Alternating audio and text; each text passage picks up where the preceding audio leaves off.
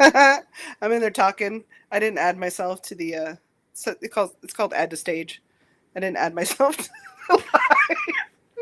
I'm like, is it working? I don't see my picture. I'm telling you, there's uh, there's no hope for me. Hi, MJ. You got MJ and you got M's. And Ems is here. That is my bestie, Sappho's Muse. That's Ems, also known as Swanky Booties. I'm in the chat. How is everybody doing? Is everybody good? I'm nervous because my boy is getting neutered tomorrow. My baby. Hey, how you doing?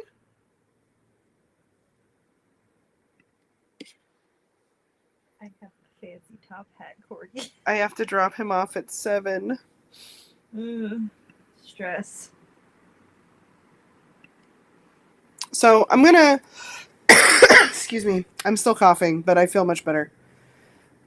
I'm going to be talking a lot, so I'm not going to be paying too much attention to the chat. Not Apollo. It's Percy. Baby. Percy is getting fixed tomorrow. My baby. He's my baby. Anyway, I'm going to be talking. I'm not going to pay too much attention to the chat, which kind of sucks because it won't be on YouTube. Yeah, I saw that. But I'll try to, if someone has questions or comments, I'll try to kind of pay attention and put them up there. That's the only thing I don't like about StreamYard. Otherwise, I feel like it works really well. But anyway, this live is inspired by, I watched this other channel. It's called Papa Meat. Does anybody watch that? It's the guy. He's hilarious, just absolutely hilarious, and he does all this commentary stuff. And today, what popped up was a video about reborns and the fake baby obsession or something. And I didn't even watch it because I didn't have time to watch it at the time that I saw it. But I did comment, and I was like, "Oh my god, I have these and I make them. Except I make monsters." And I sort of skimmed through it just to see whose footage he was using, and there's all kinds of stuff in there. He's really funny. You should check him out. I will leave, like, in a comment after the live is over, I'll leave his channel and a link to that video. I want to watch it because I'm sure it's hysterical because he's really funny.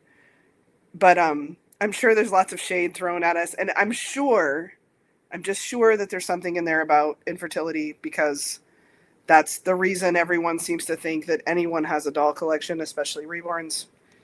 And I do have infertility and I do have dolls, but that's not the reason I have dolls. So I'm going to kind of go into that because I think it's a little bit different of a story. But anyway, trigger warning for, miscarriage, infertility, all of that. And I put it in the title as well. So if that's something you're sensitive about, I don't want you guys to watch anything that might upset you. So please, I won't be offended if you don't watch. I don't want anyone to be triggered or upset by anything I'm about to say. But so we have to go really far back in my history for this story. And some of it's medical stuff because that's the reason that I have. A lot of women have infertility and they don't know the reason. I have friends that have gone through that and they've done every test and they were never really able to pinpoint the reason. I know the reason. It's because I have endometriosis. So when I was 9 years old is when I got my first menstrual cycle, my first period, when Mother Nature came knocking the first time. And from the very first time I had my cycle, it was immensely painful and horribly, it was just a disaster. I mean, Shark Week does not even begin to cover it, And I mean, I don't know what's normal because I've only been me, right? But I was having terrible pain to the point where it was hard for me to walk. And I have a pretty high pain tolerance. Lauren can vouch for me. Yeah. Have you ever seen me take pain medicine at the hospital? No, you refuse it every single time. Even when they're like, you really should have some. Because, I went one time for an ovarian cyst and I was in a great deal of pain, but I only went because the woman I was dating at the time was worried that like my ovary had turned on itself. It's called ovarian torsion. And she was like, you need to go. She was very concerned. And I was like, I really don't want to move. I really just want to stay here with my heating pad. I've had these before. It's part of like my medical stuff, right? But she was very concerned. And I was like, I will go for you, but they're not going to be able to do anything because I'm not going to, if I'm not having ovarian torsion, I'm not dying, I'm going back home. Like, I don't like the way pain medicine makes me feel. I did take opiate pain meds for about 5 years for a spine injury, but I tapered myself off of them when I started forgetting to take them because I wasn't in the intense amount of pain anymore. And I started to like get sick. This is a whole nother medical story. I knew this would happen because my medical history is like the never ending story. But anyway, I don't like pain medicine. It often upsets my stomach. And if you know me, I would rather break a bone, like break a leg, no joke, than throw up one time. I don't like to be nauseous. It's like my kryptonite. So I just avoid all that stuff. And they're constantly trying to give it to me. So that particular time at the hospital, I was not having ovarian torsion. It was a regular ovarian cyst. And I was very kind of grumpy. And they normally will say, do you want some pain medicine? Do you want some pain medicine? And I'm like, no, I don't. I don't like it. I don't want it. Just want you to check me out so I can go home. M says, it's true. I really, really don't care for it. So that particular time, they kept asking me to the point where I got irritated. And I'm like, don't ask me again. The answer is not going to be yes. Like, I would probably pass out from pain, which has never happened, knock on wood, almost, but never, before I would take something like that, because just no. But that particular time, they were asking me because I was, I guess, breathing differently. And when I looked at my chart after the hospital visit, it said that there was, I can't remember what the technical term is, but it's like a minor collapsed portion of your lung. And I called the hospital and I was like, this is not right. There must be some mistake in my chart. And they were like, no, and she's like, let me get the doctor on the phone.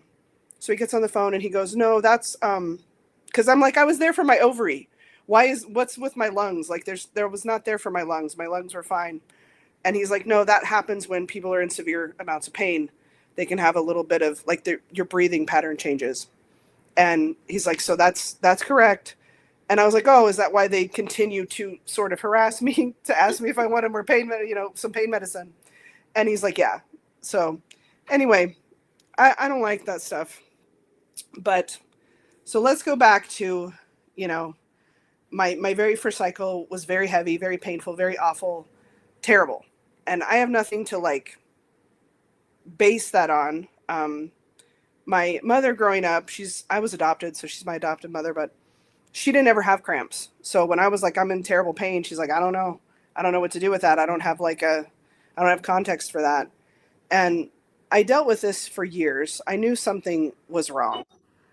I'm going to turn my email off so it stops making noise. So I knew something was wrong. And like 15, 16 years old, I'm like talking to other folks, and it's not the way it is now. Like back then, right now, endometriosis is all over. Women are getting diagnosed much faster because it's more well known. Back then, that was like, you had to do a deep dive researching to even find that word, right? And the only reason that I was sort of tipped off to it is because this other girl I was dating, I was probably 18 at the time, her ex had endometriosis, and they found it through exploratory surgery, and all of her organs were glued together because what it does is it causes scar tissue inside your body. And it's sort of like devil's snare, from Harry Potter. It's like vines, and it like glues everything together. So your organs get glued together. Anyway, she had to have emergency surgery for it. And this girl I was with, she's like, I know that's what you have. I know it is. Your symptoms are the same. I just know it. I know it. I know it.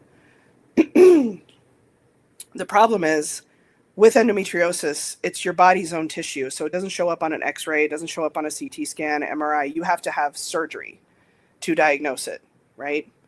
And I'm going to go back. I'm getting ahead of myself. I'm going to go back just a little bit. I've had 3 miscarriages. And I was never, one of them I knew that I was pregnant at the time. This is when I was much younger, like before I was 20, okay? And one of them I knew that I was pregnant. The other 2 times I did not. And the other problem with having endometriosis is your cycle's all weird. You have a lot of digestive like upset. So the fact that I was nauseous wasn't really like, or tired wasn't really like that different from a normal day. So one of the times I remember very vividly, I was working at Target as like a stock person. So I'd come in at like 3 a.m. and we'd do, put everything on the shelves mostly before the customers would come in, right? We're still kind of out there when the store opened, but it was mostly when the store was closed. And I was feeling really sick, and I was stocking first the laundry detergent aisle, and the laundry detergent was so intense, the smell. I was like, oh God, it's really bad, I didn't know I was pregnant. So I'm like stocking the laundry detergent, and then I go over to like the outdoorsy aisle, and there was citronella candles there. And to this day, I still can't deal with citronella. Like it was that traumatic. Like it made me immediately think I was going to throw up. I ran to the bathroom. I did not throw up because I also tend to have a pretty strong stomach, but I just felt awful and I was completely exhausted. And one of the mornings that I went into work, I was good friends with this guy I worked with, and he was this redheaded kid, and he was super nice, super awesome dude. And we're in the back getting stuff to take out onto the floor. And I was probably 18 at the time. And he's like yelling at me from, several feet away. And I turned around. I'm like, what is he yelling about? There was blood all down the back of me. He's like, you need to go to the bathroom. Something's wrong. And I had been having pain that morning, but I always had pain with, any kind of cycle or anything. And so I wasn't like shocked, but it was really bad. So I ended up going to the hospital. That was a horrible hospital visit, by the way, because they had to do a catheter to like take urine because there was blood everywhere. And that hurt. If you've ever had one when you're awake, that was the only time I ever had one awake. I'd had them before during surgery. Like they put them in when you're already out. That's how I prefer it, because that was horribly painful and that I was having a miscarriage. So I had 3 miscarriages prior to finding out what was going on. And hold on one second.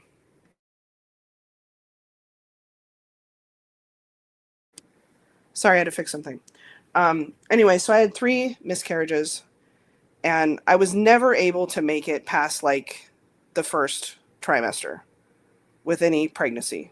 So there's that, and that'll come up later. But so fast forward to this conversation with the girl I was with at the time, and she's like, it's endometriosis. I know it is. And I was like, okay, I need to find someone who knows how to treat this.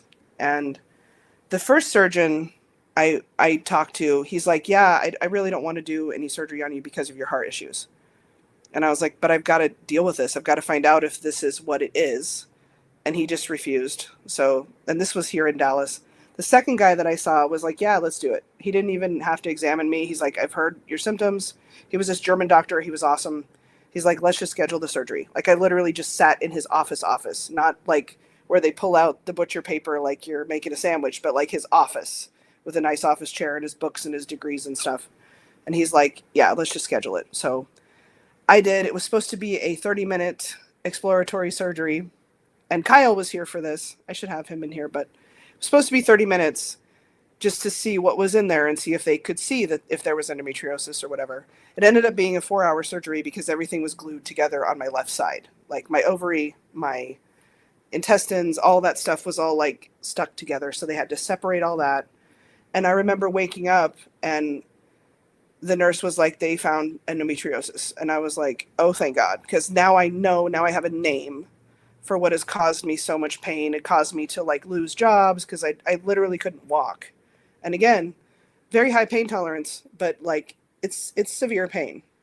So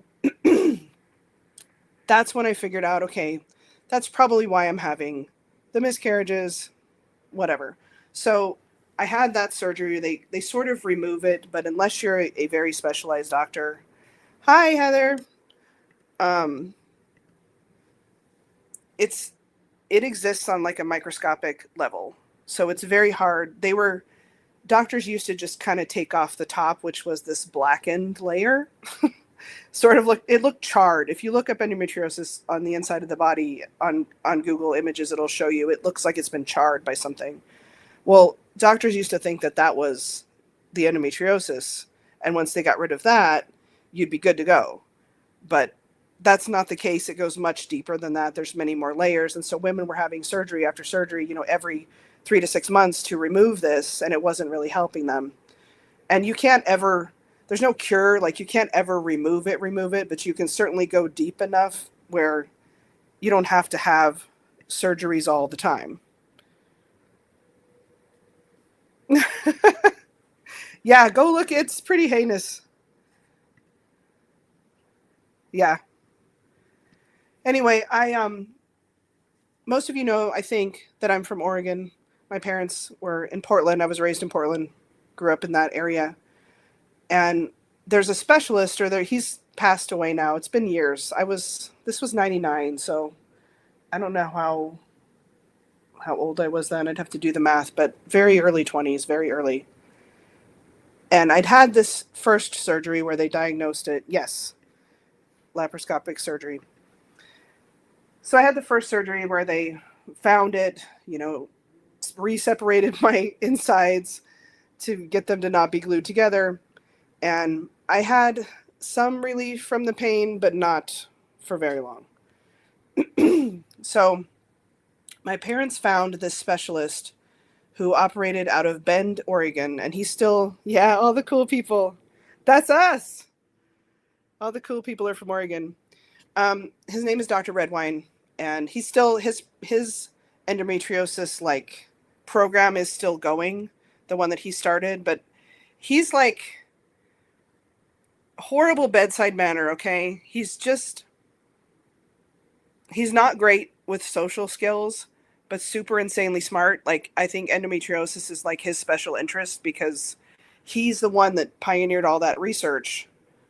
And I never asked him because I felt like it was a bit personal I had very short interactions with him.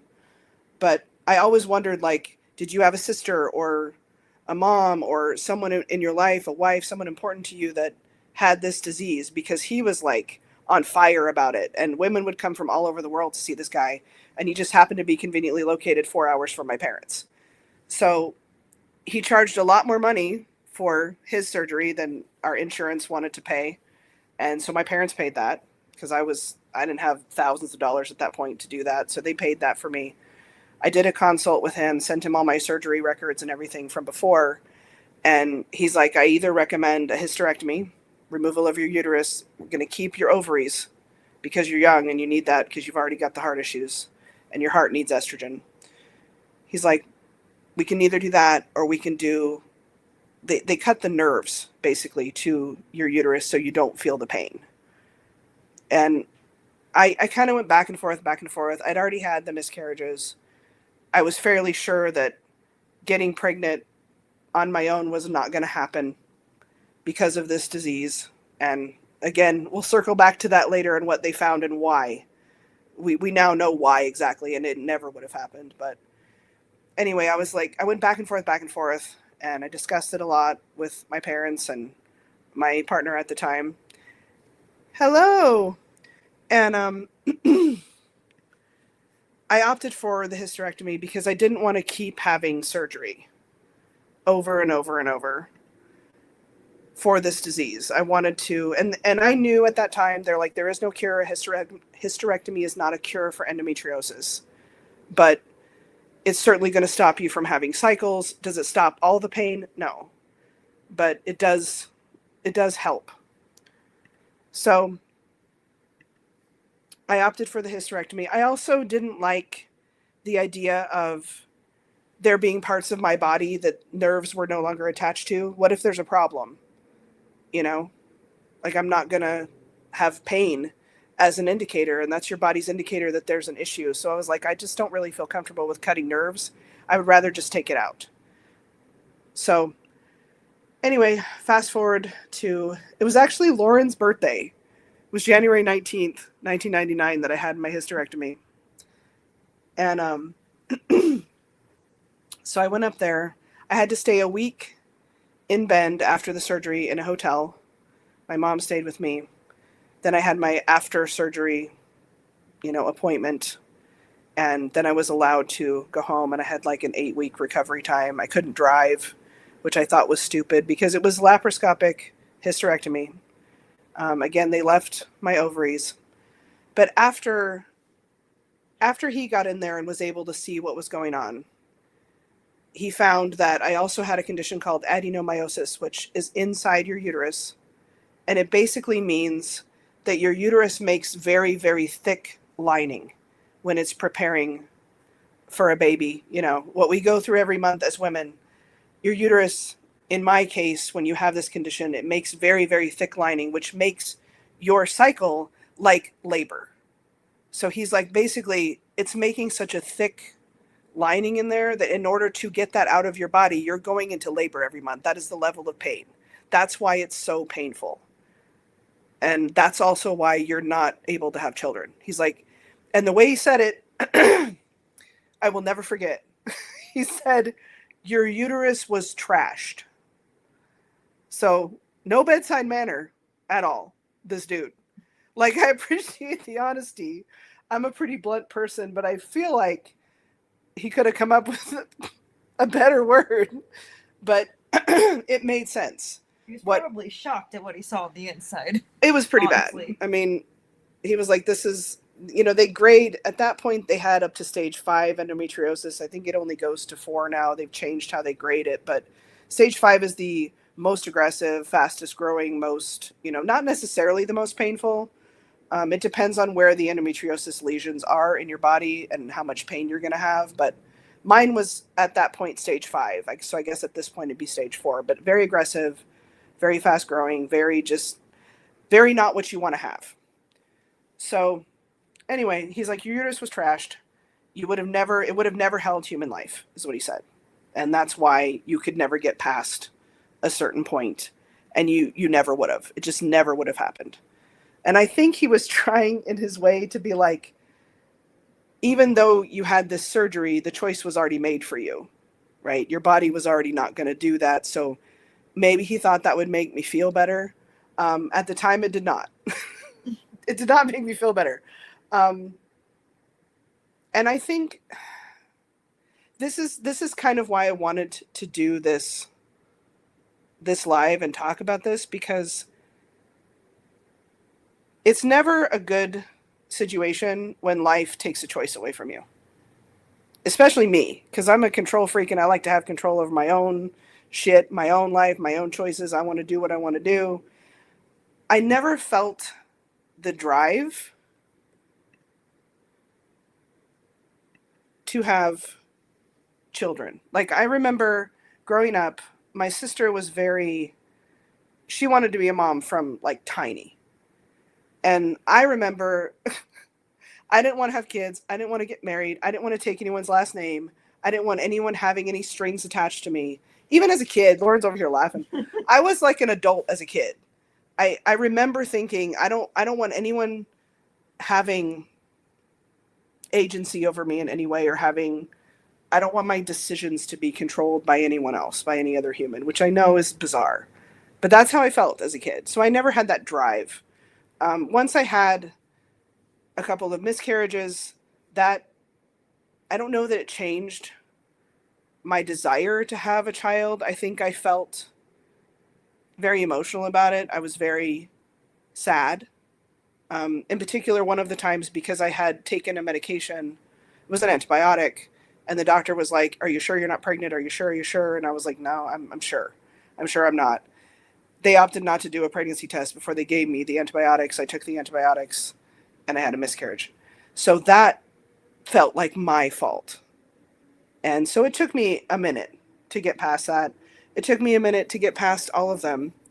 I think I have kind of a different way of looking at things. I don't feel like I have children in heaven. I feel like those, and this is getting a little bit spiritual, and whatever anyone believes is fine. This is just what I believe. I believe that when, you're not able to carry a pregnancy to term, that soul goes somewhere else and is someone else's child. So I don't see it that way, and I don't have three kids in heaven, if that makes sense. I don't see it like that. I just see that they've gone off and done their thing, and I've gone off and done mine, and maybe that's bizarre, but I was sad and I was upset with myself that I didn't do the pregnancy test beforehand in that specific situation because I felt like it was my fault. Now, later on, I found out from Dr. Redwine that it was absolutely not my fault. It wouldn't have mattered, but I didn't know that at that time. So anyway, I never really wanted kids. It was never something that I really saw in my future necessarily. It's something that I thought about here and there, especially after the miscarriages. But it wasn't something that I had this drive that I see in other women to be a mom. I think that I am very nurturing, but and I'll get to that, but like I don't think it's human children that I have the desire to nurture, if that makes sense. So I always see the dull discussion surrounding infertility and this assumption that women either can't have kids, don't have kids, which is not the case for a lot of us that collect these dolls. A lot of women do have children. I don't. I have dogs. My dogs are my kids. That's where I feel like I fit best. And since having the hysterectomy, I was married to my first husband. I had a stepdaughter. She was young. She was like 2 years old. So I got to sort of have the mommy experience in that way. I always wondered what it felt like to be fully pregnant, to fully go through like delivering a child. I'll always wonder about that, I think. My first husband and I talked about surrogacy with my younger sister when she got to a certain age, and, because she's 6 years younger than me, and I was in my 20s then. We talked about that. I've had women that I have been my partners, and they've talked about doing surrogacy for me, and I've talked about a lot of things. So I've had a lot of opportunities, I guess is what I'm getting at, to have a human child. And every time it's gotten down to the wire of like, do I really want to do this? My answer's always been no. And it's partially because I have chronic illness. I have a lot of pain. I have good days and I have bad days. And I'm not sure, and I've never been sure through all of these little, points in my life when the opportunities presented itself. I've never been sure that I would have the energy and the stamina to care for a human child, because even though I see the dogs as my kids, quote unquote, it is very different. Like I can recognize that without having to have had a human kid. It is very different. And human children for the first however many years are quite demanding. And I don't say that in a negative way. It is what it is, right? And I wasn't sure that I could meet those demands. And I didn't want, there's an idea in my mind of the parent I wanted to be. And if I couldn't be that, I didn't want to do it. And I remember, like, I've mentioned this before, but I have ADHD. I was a very, very hyperactive child. I'm a semi-hyperactive adult still. But I was really crazy as a kid, and my dad was like keeping up with me. He was really crazy too. He just thought I was this fantastic little monstrous creature that, he just thought I was hilarious and totally insane. And he was the best parent for an ADHD kid because, like, I was nuts, and he just thought it was funny as shit. That's my crazy kid. But I would want to be able to be that kind of parent, especially if the child has my DNA and we're not talking about like an actual adoption. I'm going to have to be able to keep up with that little creature, and it just wouldn't happen. Like, it just wouldn't happen, So that's the kind of parent I would want to be.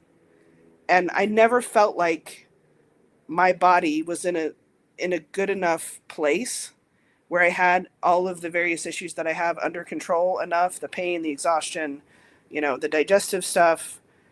It's always a struggle. And so it's sort of like my body is my kid, and I'm always managing it, and I just never felt like I would be able to do that in any kind of proper fashion.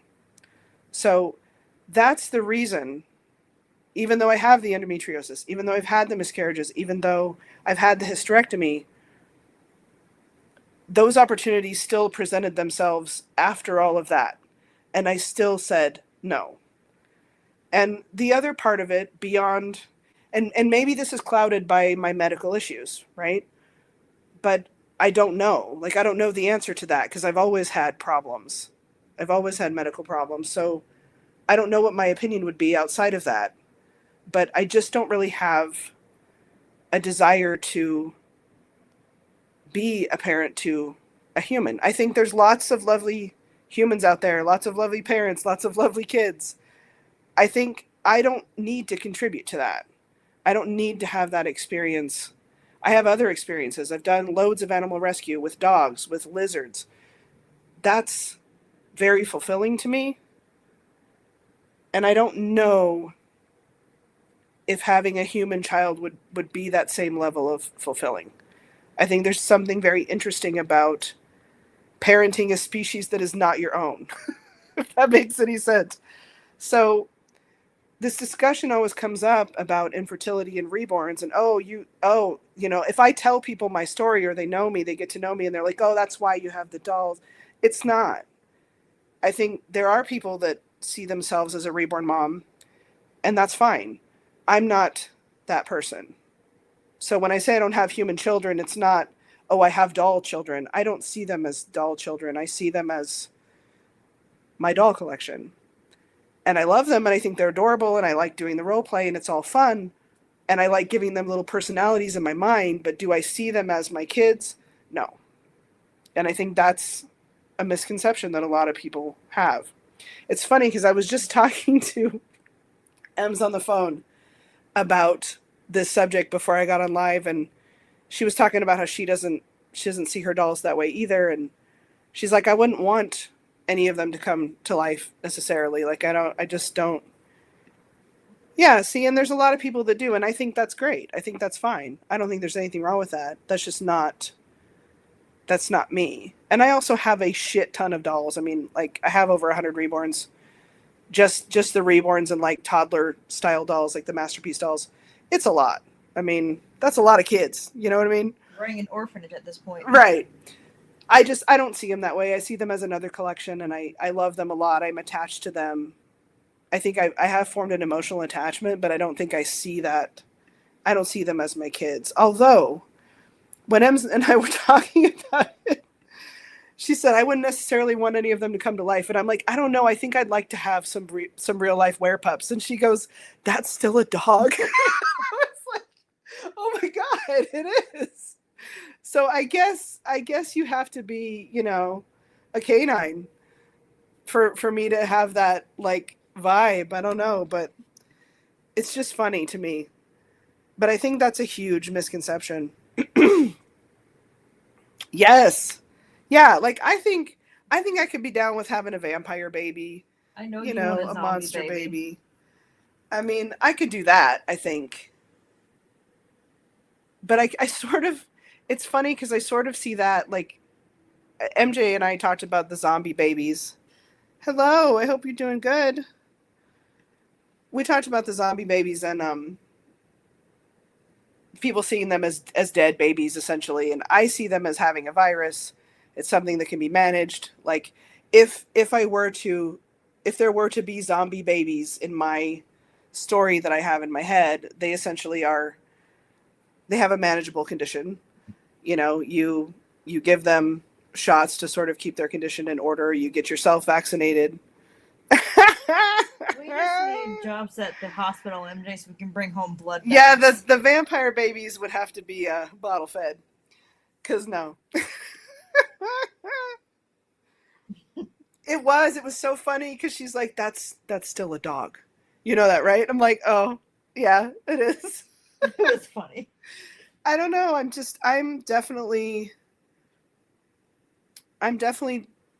an animal mother, and I'm, Lauren was saying this earlier. I'm kind of a mother to the people in my life as well. I have a very nurturing side to myself. I just don't, I think, apply it in the same way that other people do. They have their own children, whereas I kind of mother everybody around me and make sure everyone's okay. Make sure everybody's good. Yeah. Like, I'm the one, when everybody got their COVID shots, I'm the one that lined up everybody's appointments and made sure, like, made sure everybody You got. made sure everybody was within a day of each other. Yeah. And I think I still have your COVID vaccine card, Ems.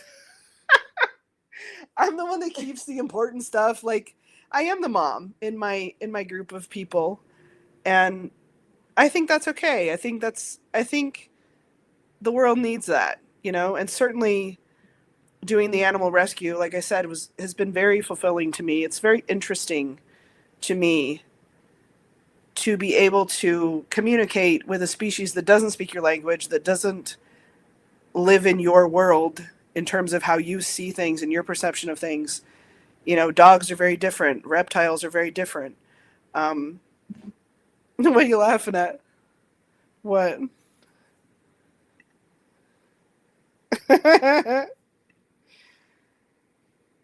Reptiles in particular, and it's similar with dogs, but I think dogs are more receptive to humans. There's reptiles, iguanas in particular, that most of the time they don't want anything to do with you. That having to earn that level of trust, like it's hardcore. And so I find it very fulfilling when I'm able to do that, and I'm able to work with an animal, whether it's an aggressive dog, which I did for years, or working with a reptile. And that's not to say that they're necessarily aggressive. They can be, but a lot of times when I was doing the reptile rescue, these are animals that have largely been ignored. They're in a cage and they don't get a lot of socialization. And so when you want to reach in there and trim their nails, or you need to look at something, or God forbid, give them medication for 2.5 months, like I did with Houdini, one of the iguanas we adopted because he had a skin infection. If you want to be able to do that, they have to trust you. And you kept it because you said I would lose it. Oh, the card. Yeah. Yeah, I have everybody's important stuff. I have my own, Well, it's in my house still. but I don't hurt it. Do you have your COVID card? Yeah. I'm an iguana. Dude.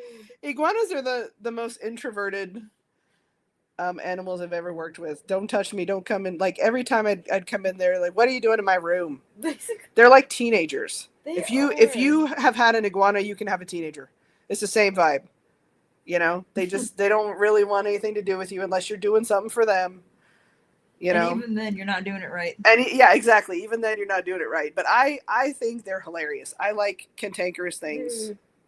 I myself am a cantankerous thing. Cracked me up because every time you came near him, whack, tail whip. Well, but he got and that's the other thing. When he wasn't sick, I'm talking about when he got better. Like during the time when I was giving him medication, twice a day and having to do soaking baths and all this stuff, and he was a baby. I mean, and he learned to trust me. So small. But that's a lot. I mean, I find it very interesting the way that animals communicate without speaking our language, and they very much do communicate. I don't believe Lauren has her own COVID card. I had to. I took it when I used to do warehousing way back in There was a minute there 2021. where everybody wanted to see it. Yes. You I know? had to have it all the time. Now no one gives a fuck. Like, Now everyone's like, what's that flimsy piece of thing? yeah. And they're like, oh, you got to keep it, but you can't laminate it yet because we're going to give you more boosters. I'm like, excuse me? Yeah. You can't laminate it. I know. I was going to say you also pay very close attention because the little spot that you saw on Houdini's face was so tiny. The little black spot, yeah. The little black spot was so tiny that you caught it so early. He would have died if I hadn't caught it. The funny thing about that, this is how psychotic I am, okay? Like, so Houdini was a turquoise iguana and very bright, beautiful color. But I had seen this little tiny black spot and I was like, that didn't look like his other little bit of black coloring that he had, which wasn't very much because at the time he was very young. So I took him to the vet and it was the skin infection and it was aggressive. I mean, that was thousands of dollars, tons of time, baths every day in a certain stuff in the morning, a certain stuff in the afternoon, antibiotics, having to feed him through a little syringe. And food. He was supposed to be gaining weight because he was a baby, but he wasn't. He was stabilized. He was staying at the same weight, but the antibiotic that they had him on is tough on the stomach. You know, I was having to make him little smoothies and feed him with a syringe, and just to make sure that he got food in his system before I gave him the antibiotic. And I was having to give him probiotics, and, you know, it was just nuts. And anyway, we beat it, but it took a long time. And after we got through it, I was looking at him in his cage, and he had another little black spot on his lip. And I was like, oh my God, like, it was my worst nightmare. I was like, it's coming back. Oh my God.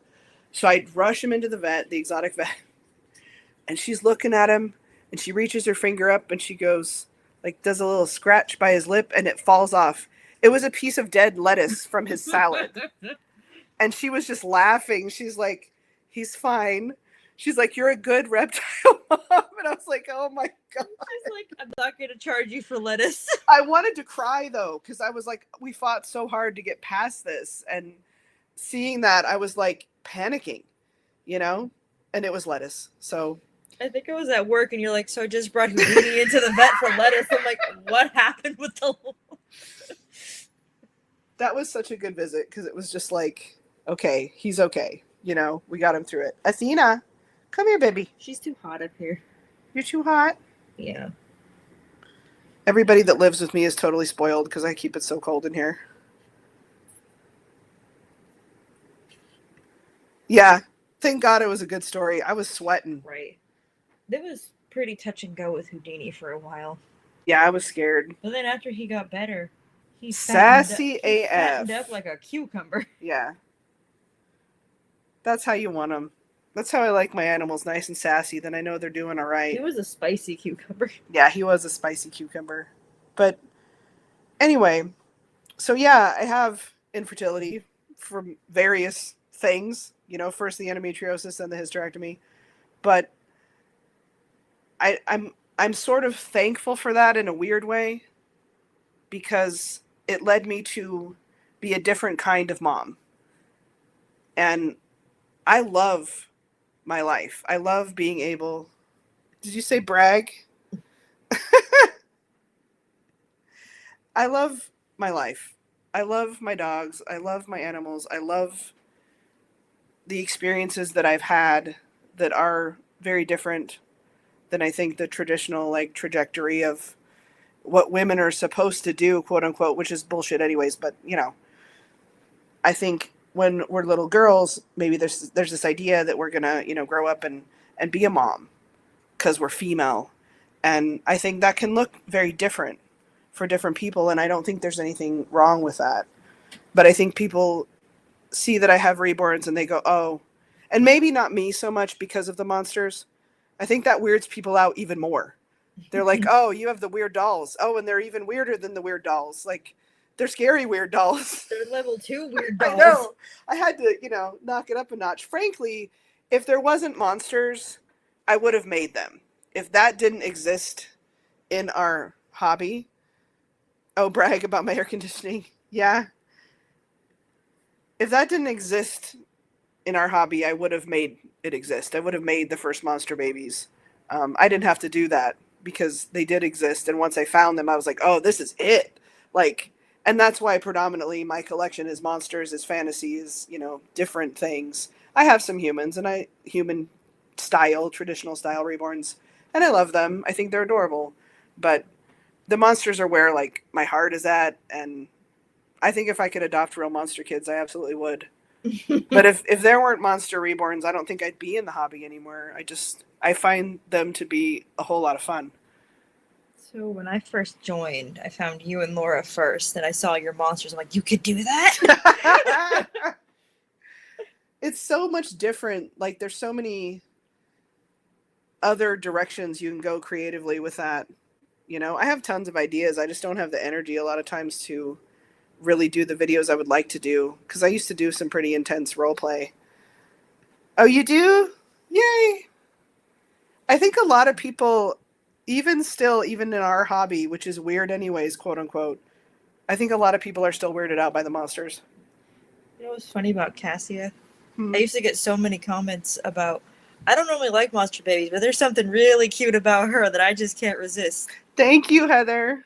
So, oh my God, something came up. I'll have to post it if I can find it again on Instagram. But this dude was saying that he like crochets and stuff, you know, and he was showing off his like work, and he's like, "All right, girls, go crochet." And I was like, Oh, "Oh my God, I have to tell Heather that." It was you so need, funny. you need to change your name again. Yeah, they can be expensive. I mean, it depends on the artist. I'm hoping to show more of them now that I've got the shorts. I'm on fire.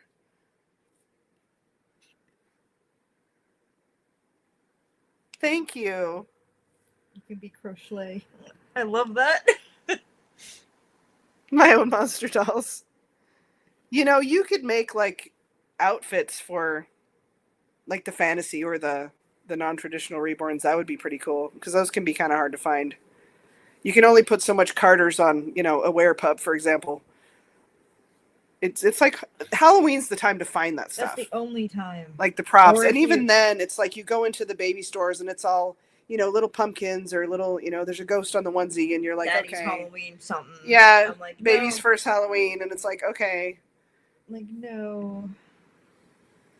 See, I wish that I knew how to do that, or even like any kind of like making clothes. I wish I knew how to do that. Sewing and all that. Sewing, yeah, because I feel like I can make some epic stuff, but man, it is a lot of work. Because I watch oh, what is her name? It's gonna escape me now. Prickly Alpaca, is that her name? She's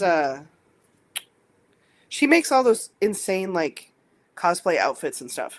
Oh yeah, Isn't that her name? I think so. I think it is. That's so much work. Like I watch her and I'm just in awe.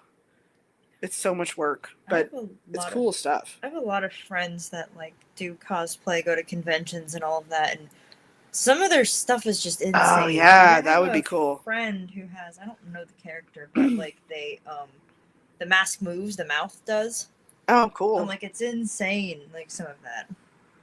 Yeah, I wish I could do that stuff. I think in particular because of the monster babies, because there's just not a lot of gothic clothing for little kids. I should start my own clothing line. I should learn how to do that because there are parents of human children that like that aesthetic as well. We're gonna call the line Little Bats. Little bats. Aw. I don't know.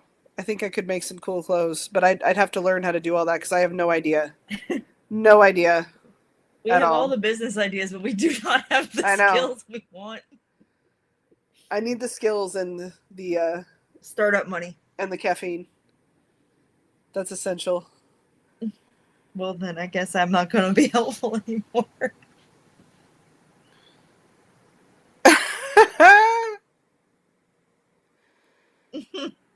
That's too funny. Yeah, the dogs are amazing. Animals in general are amazing. I have such a bleeding heart for animals. I think because humans, you know, humans sort of cause themselves their own problems a lot of times. So it's hard to feel bad for us. We get in our own way a lot. And we also have a lot more control over our environment and what happens to us than animals do. You know, they get tossed around, they get passed around, they get abused, they get neglected. We have to stand up, you know? We as humans have to stand up for the other species on this planet and protect them. And so for me, it's very rewarding, and I think that I wouldn't, if I could go back in time and not have these health issues and end up following a more traditional path, quote unquote, I wouldn't do it. So I don't feel, it's like someone asked me before I did this live, you know, are you sure you're okay to talk about this stuff? Is it going to upset you? And it doesn't at all. I don't have any unprocessed emotions about it. When I had the miscarriages, yeah, that was upsetting when that happened. I had to find my way through that. And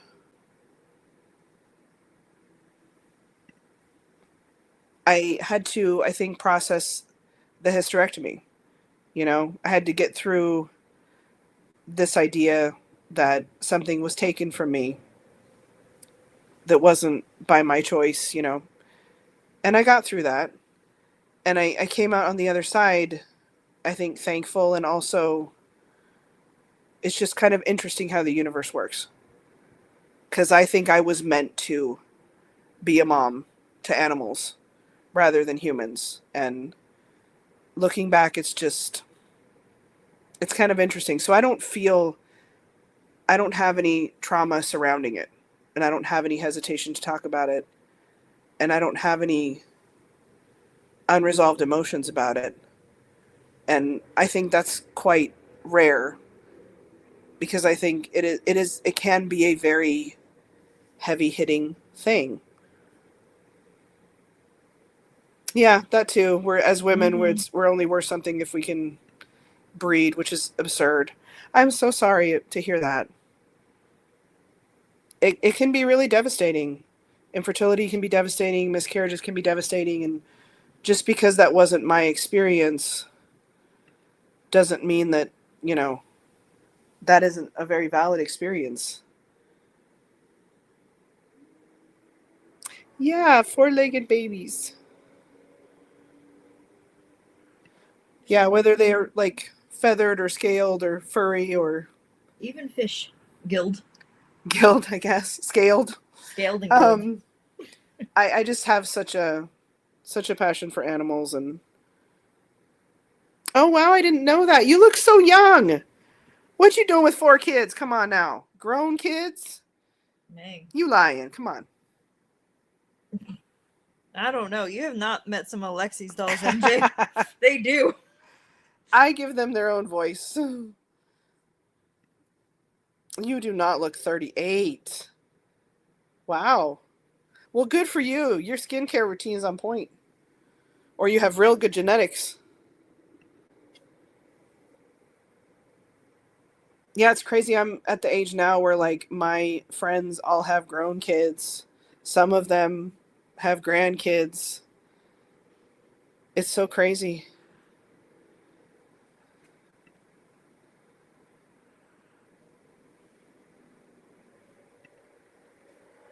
She does. She looks very young. That's a compliment. She probably still gets carded.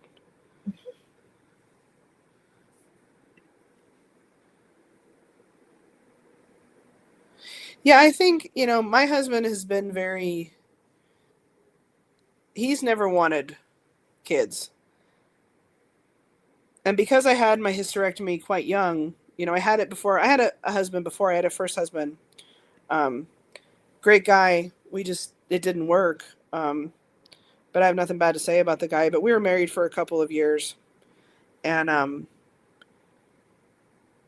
so I had the hysterectomy right before I met him. And so I was well into the not being able to have children when I met Andy, when I met my current husband. And he was pretty young. And I remember sitting him down and saying, because I felt like at that age, anyone who I was going to date, any time when it started to get serious, I was like, all right, we need to have a conversation, because there's only certain directions my life can go. And there were situations where I dated people, and I remember this guy, Texas guy. Oh man. I told him, he knew I was going for the surgery. I hadn't had it yet. And we were sort of dating and sort of friends with benefits, but sort of dating. And anyway, after I had the surgery, he said, well, we can't take this to a serious level because I want to have children. But the way that he said he wanted to eventually have children was, I want to have little football players. And I remember thinking, you don't know that you're going to get quote unquote little football players. You may have girls who have no interest in football. You may have boys who have no interest in football. You may have, a disabled kid to the degree that they can't play football. You may have any number of things. You don't get to choose who your children are. You may have girls that want to play football. You may have girls that want to play football, and it don't sound like you're going to be the kind of dude that's okay with that. It sounds like you want the girls to play ballerina and the boys to play exactly. football. And I remember thinking, I feel sorry for any child that you have because you've already made up your mind who that child's going to be. And chances are they're not going to be that. You've got to approach that with a more open mind, dude, or you're going to have children that aren't very happy with you as a person, and they're going to suffer because they're under the weight of your expectations that are very specific. You know, I'm sure you have a very clear idea of exactly what that looks like, and that's just not how life works. The way that it's going to turn out or has turned out for him probably is he got the complete opposite of his football team that he thought. Probably, yeah. And I hope he grew from that and was more tolerant. I hope so too. I hope that for those kids' sake, I hope. Yes. Yeah, exactly. But I just remember thinking, that's okay, because once you said that, I don't want nothing to do with you anyway. Oh, good.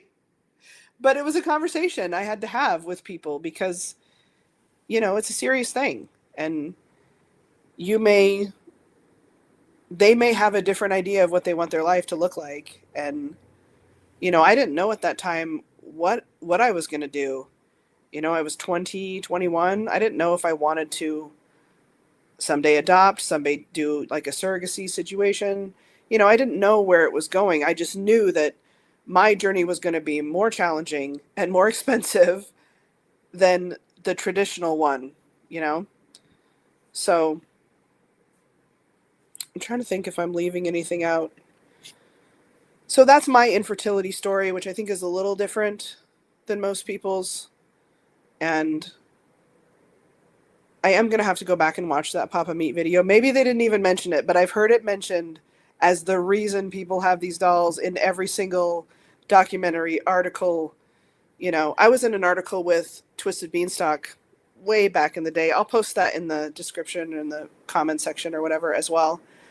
But it was even discussed in that interview. Like that's not the only reason people have reborns. If it's not mentioned in the Papa Meat video, I'll be very surprised. I'll be shocked because and he's generally pretty well balanced with his content. I'm sure he'll mention it, and he may say, you know, that's not the reason everybody has them or whatever. I didn't see, when I skimmed the video, I didn't see any monsters in there. So he missed my whole section of this hobby, but whatever. Excuse me, I'm trying not to be too hurt in my butt about it because I'm such an advocate for the monsters. I'm going to have to spam him with monster babies. I know, right? He needs to do a part 2 like, on just the monsters. But it just seems like it comes up every time, you know, ad nauseum that these dolls are brought up. Oh, is it because you can't have kids? Even if you already have them, even if you've already had your kids, even if you're, you know, 60 plus years old. Oh, is it because you can't have kids? No. They're like, well, I can't anymore, but that doesn't mean I have. Like, just people have that idea and they can't let go of it. And they have to have a valid, quote unquote, reason. So when people are like, oh, you know, you have reborns, do you struggle with infertility? Yeah, but that's not why. Those two are separate things in my mind and in my life. So anyway, if anybody has any questions, I'm happy to answer them. This is kind of a personal subject, I guess. I think most people find it very personal. I just see it as part of my life story, part of what I've gone through, and maybe it'll be interesting. Maybe it'll dislodge some of that misconception about our hobby, but probably not, because people just... If people want to call us crazy, they're gonna. You know, if they want to be understanding, they're gonna. If they want to say, oh, well, you know, you need to grow up, quote unquote, get a life. People will come into my comments, and they have for years. You know they're not real. Yeah, I'm very aware they're not real. Oh my God, nobody told me. Do you think I'd have 100 of them if they were real? I'm very happy. It's like the drink and wet system, okay? If you're a fan of that, that's cool. I'm not. I like the fact that my dolls are dolls. They don't mess up their outfits. They don't, you know, pee and poop. I don't have to, like, they can sit in that diaper for 6 months on my shelf and look cute, and I don't have to worry about it. Like, I like all that. I'm very happy with that. I'm very happy they're dolls. I can't imagine. I'm very happy that I can put mine in the closet for a week or so because I am too busy. And can't do that with human kids, that's for sure. CPS isn't going to be called on me because I left the doll in the closet. Anyway, I just think that this hobby is so saturated with that idea.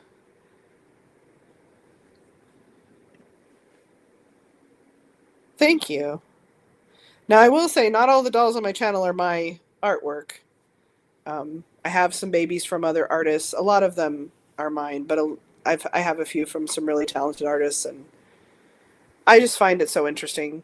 I find the monsters to be so interesting, and the different, like, even especially now with like the fantasy kits that have come out. Because I used to have to sculpt little Grinch snouts or Back in my fantasy day. ears. Yeah, back in my day. Yeah, it's starting to sound old, but now they've made like vampire kits and all this stuff.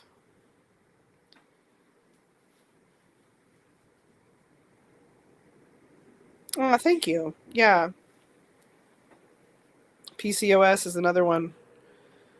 It's hard.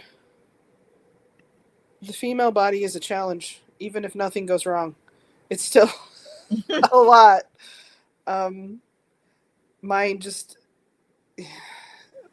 My body is like a class of kindergarten children, all screaming. My different issues are all screaming for attention at once. I hate to tell you this, but all of your different issues have ADHD. I know, and you can't like, I have issues that compete with each other or mess with each other. So like I need to take these meds for this issue, but they make this issue worse.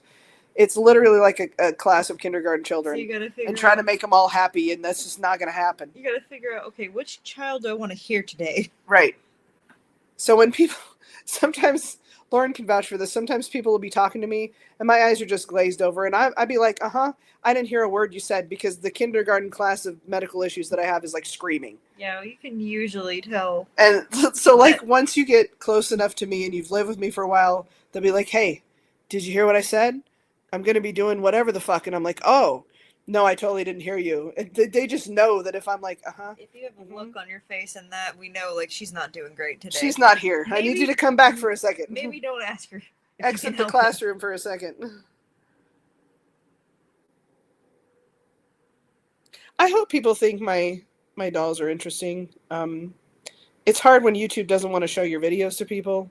I think that's where the shorts are helping, because YouTube really pushes that content, that short form content, in a way that they don't push regular videos. And it's sad, but I hope that at least gets people that maybe otherwise wouldn't see it, they get to see my dolls, because I think I have, and this is not to brag, but it kind of is a little bit, because it has been like 14 years of building up this collection. You can humble brag, it's fine. I think I have one of the more unique doll collections in this hobby, just because I have so many different things going on. Yeah, you have not just humans, and you have character dolls, you have obviously monsters, you have different fantasy dolls. Like, yeah.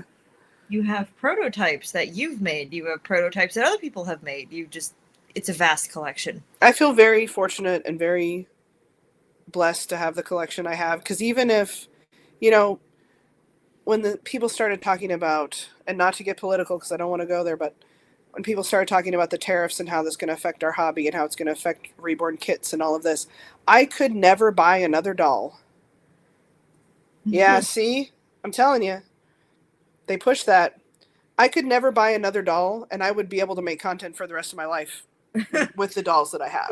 Yeah. There's tons of like possibilities for role play and funny videos and different things. So it's taken me 14 years to build up this collection. I feel like I really have my dream collection. I don't buy a lot of dolls anymore because I'm very satisfied with the ones that I have. I'm very happy with the ones I have, and I don't make enough content with the ones I have. Like, I have tons of ideas and I just don't have the energy to do it. So I don't buy a lot of new dolls.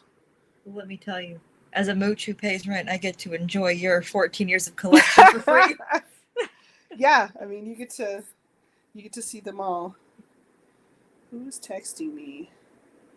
Oh, the vet saying Percy's surgery's tomorrow.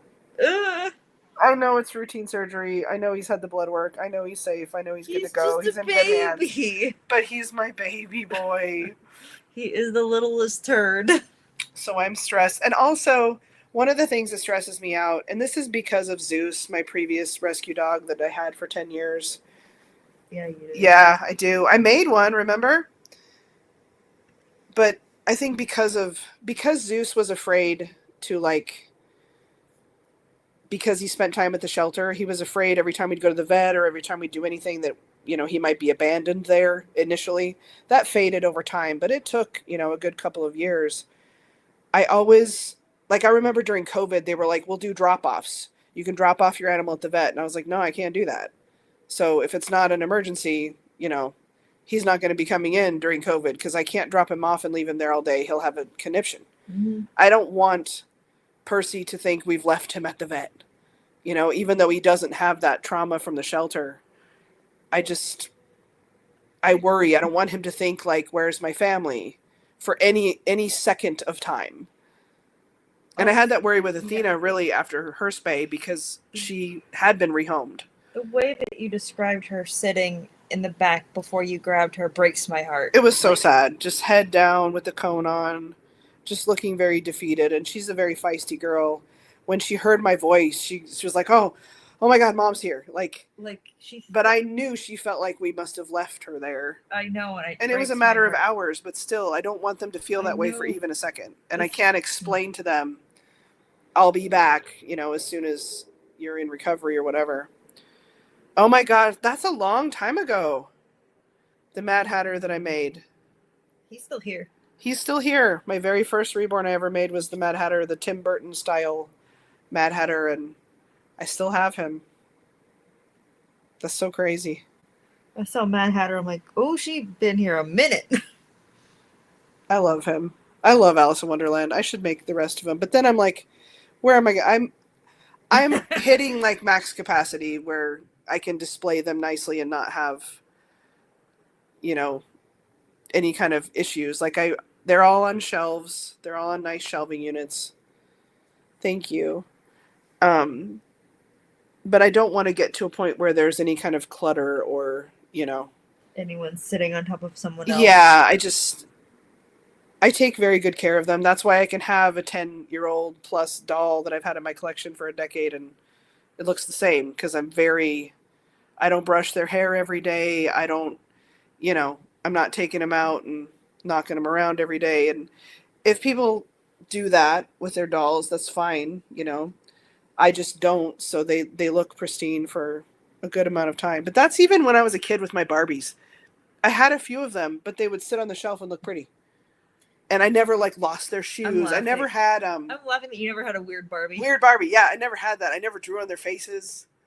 Just I didn't absolutely not. Their hair was still perfectly coiffed. I didn't have a weird Barbie, but I had Barbies where the joints obviously got worn because they were played with, but their hair was never jacked up. I always had my mom was very anal retentive about me keeping all of my accessories. I should do that because I have some blonde Masterpiece dolls. One of my tallest one, the really big one, she has blonde hair. She's brown eyes, I think, but I think Alice had blue eyes, but that would be cute. What's the one you gave me? Does she have blue eyes or brown eyes? I know she has brown, I think, yeah. So that's the problem with Masterpieces. They usually did the blonde hair, brown eyes. No, that was a special every time. That was special? Mm-hmm. I don't know. I have a couple of them that have blonde hair and blue eyes. Well, I guess that what is the German one that I just got not that long ago? I don't remember her name, but does she have blue eyes? Yeah. Oh, she comes in the German style dress. It's really pretty. Alice, maybe. I could totally do that. She's cute. But yeah, I've always been an Alice in Wonderland fan. I always was out in the forest as a kid because we backed up to the woods, so I was always out there goofing off and being crazy. And I was always looking for that rabbit hole. I could go to Wonderland. I'm still looking. If I find it, I'm going. If I am gone, that's where I went, y'all. I found that rabbit hole finally, and I just bounced. Although I'd have to take the dogs with me. She'll send me a note. Put the dogs through the portal. Corgis in Wonderland. Oh man, I feel sorry. I don't know if there's Wi-Fi in Wonderland. I might not be able to tell you. I feel sorry for the queen. I am the queen. Ooh. I'm coming for your job. No.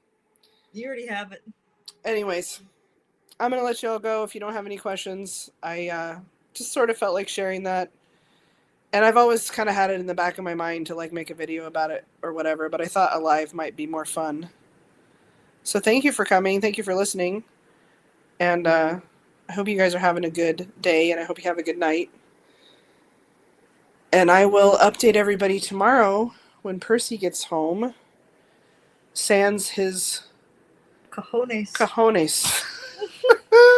I told Andy, I said, you need to have a talk with your boy and let him know, how it's about to go down. And he's like, oh, we don't talk about that. He's just going to have to process that after it happens. I already had a talk with him. You did not. I did. Don't you tell him that. I did. What'd you tell him? I said, boy, you messing up. They're coming for your balls. He's just fine. He's just a baby. I mean, he's going to be 2 in, July 9th? He's going to be 2 years old. Under a month. He's not a baby, but he's my baby because I've had him since he was a baby. I told you, he's going to be the baby even if he is the oldest one in the pack. Oh, yeah. He'll be the baby forever. He's not the oldest one, though. He's the baby still. Thank you so much. I love you guys. Good night. Good night.